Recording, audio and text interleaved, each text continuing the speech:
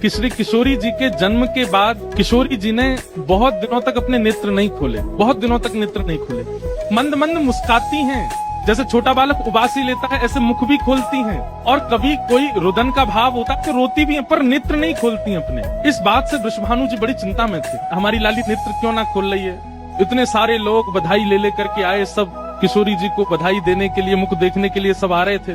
कुछ दिन बीत जाने के बाद श्री नारद जी महाराज आए, और नारद जी महाराज जैसे आए वृषभानु जी को बधाई दी तो वृषभानु जी प्रसन्न तो हैं, मुस्कुरा तो रहे, लेकिन मन में कहीं ना कहीं क्षोभ है। नारद जी बोले, हे वृषभानु जी, आप इतने मंद हृदय के क्यों लग रहे हैं, क्या बात है।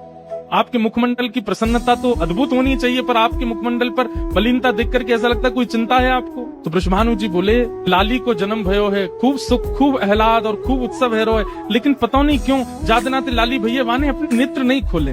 हंसे, मुस्कावे, रोवे, उबासी लेवे, लेकिन नेत्र नहीं खोले। तब नारद जी महाराज बोले, मुंह को अपनी लाली को दर्शन कराए तूने। नारद जी महाराज जैसे गए, सुंदर स्वर्ण के पलना में किशोरी जी पौड़ी हैं, और जैसे नारद जी महाराज ने जाकर के किशोरी जी को दर्शन किया है, स्तब्ध हो गए, मानो जैसे समाधि सी लग गई हो देख करके।